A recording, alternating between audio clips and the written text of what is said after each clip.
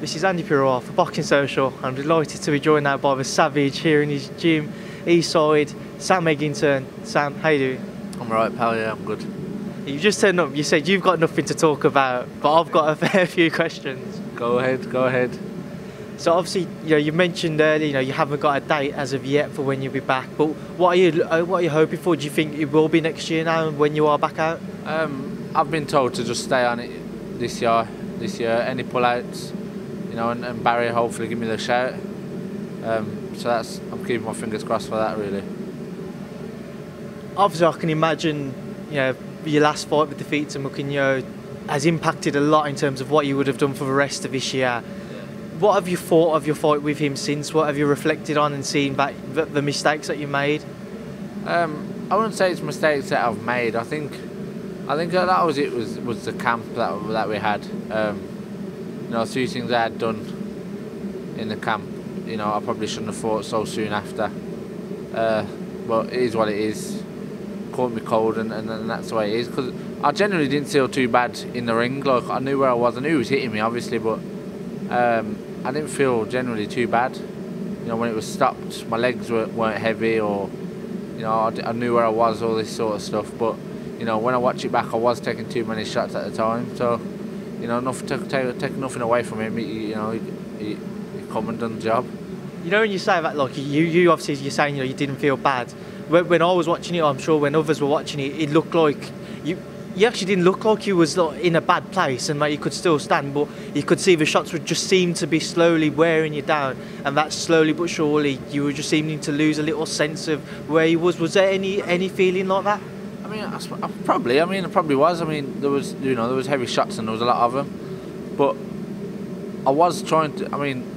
I was trying to block shots. I know a lot of them were getting few, but I was trying to block shots as they was coming in. So looking back, from what I remember, I felt fine. When I got out the ring, I was okay. I knew everyone was. I knew where I was. I knew what I was doing.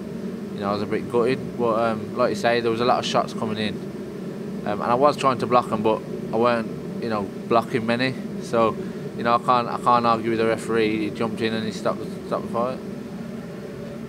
In the aftermath of a fight, and I'm sure you'd have seen it yourself, you had people over Twitter and that criticising you because obviously you are someone who you like to get into wars and you stand there and you trade. Did you think that was fair that we had people come criticising you in that aspect and that you was dropping your hands? It goes with everything, mate. It's not just boxing. Anything you do, you could work at Asda, and people criticise how you work. It is what it is. I'm not really too bothered, if I'm honest. So that style of coming forwards constantly, looking to trade, it's become something that everybody knows what to expect with you. Is it something that you've been working on during your time away to maybe be a bit more careful, or is it still something that we expect to see when you are back out? I'd say expect to see it again. Hopefully, I'll be maybe a bit cleverer on the way in. But by that, I'm not going to change much. I enjoy it. I enjoy fighting. Maybe a bit cleverer on the way in. Move my head a bit more, just a few more feints, a few more stuff, a bit more stuff like that. Really, just a bit clever on the way in instead of walking in, head first. Was you surprised by Mwakinyo himself and his approach to the fight? Not really. To be fair to the guy, he had quite late notice. I don't know how he trains or if he's on it for all year round, but he had quite late notice. I think that was his best bet, to come out and go wild. And if he caught me, if he caught me, he caught me. If he didn't, he didn't. And the referee said he caught me and he got the win. So I think that was his only bet, to come out wild early. Maybe I should have knew that, but. Would you like a rematch with him at some point? I would. I don't know what I'd get from it. Because a few people have said to me, I'll get a rematch and I beat him. And what does that do? But personally, I would obviously like the rematch. I was about to say, from a personal point of view, you probably wouldn't get paid handsomely for it, or at least you probably wouldn't get as much as what you did for the first fight with him, but it would give you the opportunity to set the record straight, and you can just put your mind at ease, and you can look at it, all right, that was a blip, I've shown everyone what it was, and you can move past it. And that's why I would like it. Well, again, like when you weigh it up, I mean, I'd take it my next fight. I know he's got fights lined up. I think, but I'd quite like it the next fight. And obviously at the time, you was 2 weeks out from fighting Brandon Rios. That was going to be announced, and it hadn't at the time. When people found out about that and what was going to be if you had beat Mwakinyo, again I saw some comments saying that it was a money-motivated decision to take that fight in Birmingham. What was the reason behind taking Mwakinyo, knowing you were so close to fighting Brandon Rios? Like I say, there was some things in camp that I had done that I needed to get out and to get out and test it out. I think so. That's why we did it. I mean, I was never asked to come off the show, so I was just doing what I was asked to do. So on reflection, would you rather have not taken the fight now, knowing how close that Rios fight was? Yeah, no doubt. I mean, obviously that's hindsight's a good thing, but it is what it is. It's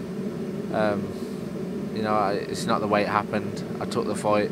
It didn't end well, so.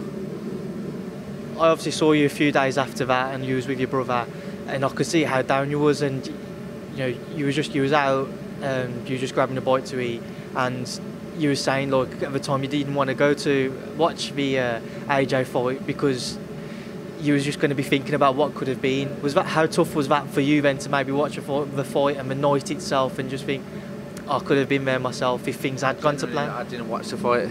I didn't watch Rios's fight. I didn't watch Rios's fight. I only caught the main event.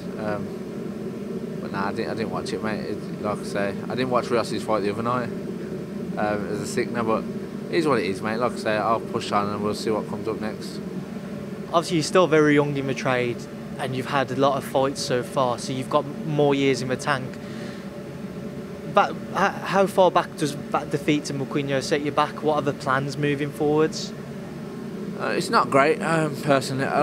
It's not great at all, but it is what it is, mate. I just gotta carry on and see where it takes me. A couple good wins, hopefully. Hopefully, I'll just get one this year, and then maybe a decent one, early next year, and see where it goes from there. But like I say, there's no plans at the moment. How difficult can it be to motivate yourself, knowing that maybe one more bad defeat, and you never know what... I know you're very close with Barry Hearn, but you never know if another bad defeat that might not look after you as kindly as what they may have done even previous. It's a double-edged sword, and I mean, one more defeat. I think I'm in last chance saloon here. So, one more defeat can spur you on more than anything. But like I say, it's boxing, mate. It's a business. So if I'm losing, then Barry Hearn's got no loyalties to me. It's a business. So it is what it is. Like I say, you're obviously in a packed light middleweight division. Domestically, the likes of Anthony Fowler, Ted Cheeseman, Scott Fitzgerald, amongst others as well. Even Khan-Brook going to be fighting in Sheffield, supposedly at 154. Sorry, I can't remember whether it was 154 or not. I think it is. Yeah, my mind's just gone blank then. How far off those names do you think you would be to challenging and to move past the domestic scene, because it's so tight and it's so packed, to move on to maybe European level again the way you was at welterweight? Do you feel like you have to beat those guys to progress? I don't know, mate. Like I say, get a win in this year, and we'll see what comes up next year. If I get a decent opponent internationally, and I beat him, then I suppose I'm past it. If they offer me a fight at British level, then I'd have no choice but to take that either. So, it just depends what turns up. And obviously, someone who isn't involved with the gym but is from close to the area, Jason Hurd-Welborn, he's fighting Jarrett Hurd next Saturday on the Tyson Fury Wilder undercard. What did you make of that when you heard the news? I thought it was I don't know, mate, it come out of the blue, didn't it?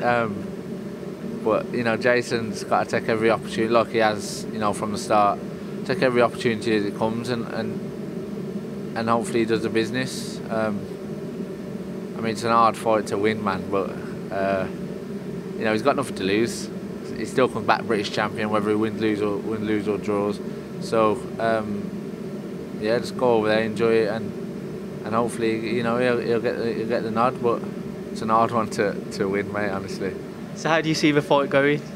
I see it's a hard fight. I think Jarrett Hurd's a big guy, man. He's a really big guy, especially for 144. But I think Jarrett Hurd might, I think he might stop him because he's a big guy and he's very good at what he does. I know Jason's, you know, been on a run of his, been on a good run, but Jarrett Hurd's, you know, it's a different level altogether. So, you know, I mean, I wish him the best, but it's an hard one to win. Obviously, Jason's dropping down from 160 to 154. Has there ever been a part of you when you heard the news and thought, you know, if things had gone to plan for myself, I could have been in that position? Maybe. I mean, I've never thought about it really, but you know, it could have been, I suppose, but it's not. So, you know, it's no point. Well, a couple names as well that you've been mentioned in the past when you first moved up to light middle to potentially fight Amir Khan and Khan-Brook. Talks going on as to whether that will happen or not at 147, the £10 rehydration clause, etc. What are your thoughts on the whole situation? I don't know, mate. I suppose you'd have to be in the room while there was negotiating these things. I mean, I personally don't see it happening, if I'm honest. But I mean, everyone's got the reasons for why they want these clauses and so on. So, I mean, it's up to them. I don't see it happening personally. Would it be a fight that you'd like to see, and if so, do you think it would generate as much interest as what it would have done 2 or 3 years ago? I don't think it would generate so much interest now than it would have, but it'd be a good fight, I think. Yeah, I think it'd be a good fight. Who would you lean towards? At 147? At either 147 or 154. It's going to be 147, seemingly, if it is to happen, so we'll go with 147. At 147, I think I'd go with Amir Khan. And even at 154, I'd probably go with Amir Khan.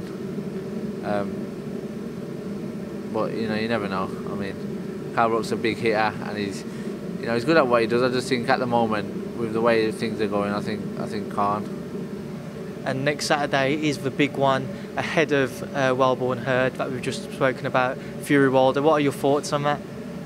I think it's a wicked fight. I mean, I'd love Tyson Fury to do it. The fact when he went over to the Ukraine and beat Klitschko, I generally didn't think he would have any sort of chance. So when I heard he won, you know, it was crazy. So for him to go over to America and beat Wilder as well now, you know, he's got to be up there with the best heavyweights, you know, in the world. Have you seen enough from Tyson since he's been back to prove that he can defeat Deontay Wilder, or is it a matter of we need to see the version who beat Klitschko to beat Deontay Wilder? Yeah, I think if you watch his 2 fights, I don't think you'd give him any chance at all, because you know there was the comeback fights weren't any good really. But I think Tyson Fury's mindset is different to most people's.